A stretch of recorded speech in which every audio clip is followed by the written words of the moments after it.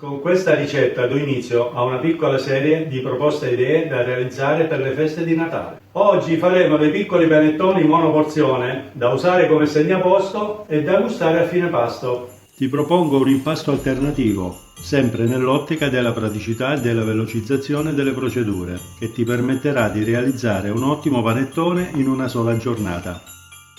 Come prima cosa preparo lo starter aggiungendo al lievito di birra un po' d'acqua tiepida, un pizzico di zucchero e un pizzico di farina.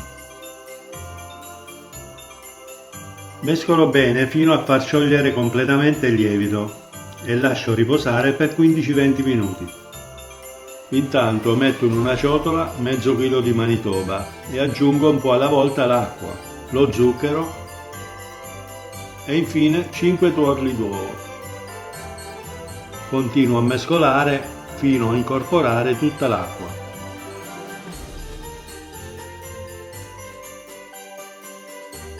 A questo punto riprendo lo starter, che nel frattempo si è gonfiato parecchio, e lo incorporo al composto.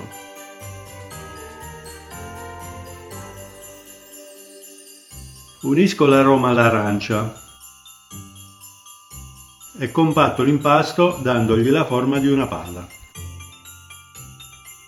Copro con della pellicola e lascio riposare nel forno con la luce accesa per 3 ore.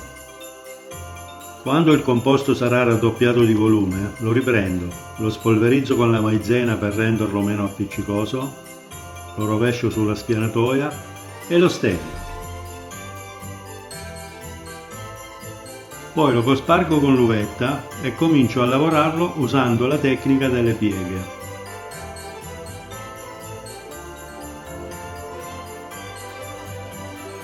E a mano incorporo anche il burro.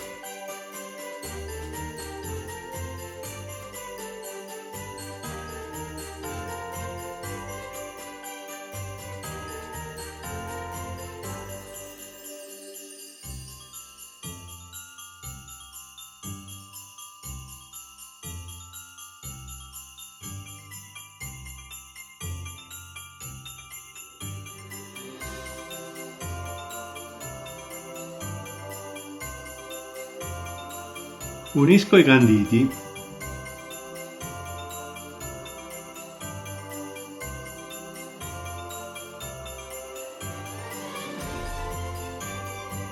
e per ultimo il sale.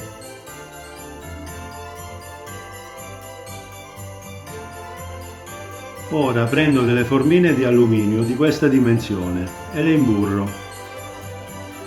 Metto dentro ognuna una pallina di impasto e faccio riposare ancora in forno, sempre con la luce accesa, fino a che raddoppia di volume.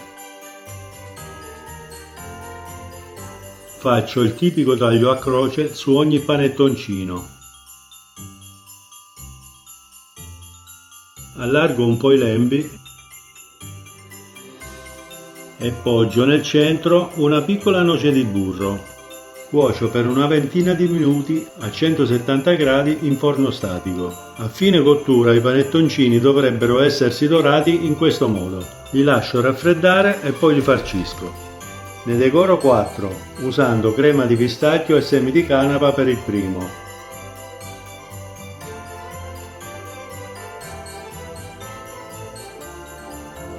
Cioccolato bianco e granella di pistacchio per il secondo. Cioccolato fondente con granella di pistacchio e mandorle tritate per gli ultimi 2.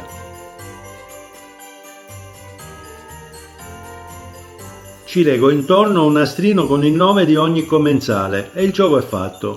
Guarda che roba! Questi panettoncini in alternativa puoi servirli ripieni di gelato. Saranno ottimi anche così. Ti basterà semplicemente tagliare la calotta, scavarli all'interno, riempirli di gelato del gusto che preferisci e rimettere su la calotta. Naturalmente dovrai conservarli in congelatore e tirarli fuori una decina di minuti prima di servirli. Facendone un buon numero avrai sempre qualcosa di pronto da offrire anche ad ospiti inaspettati durante questi giorni di festa. Buon Natale!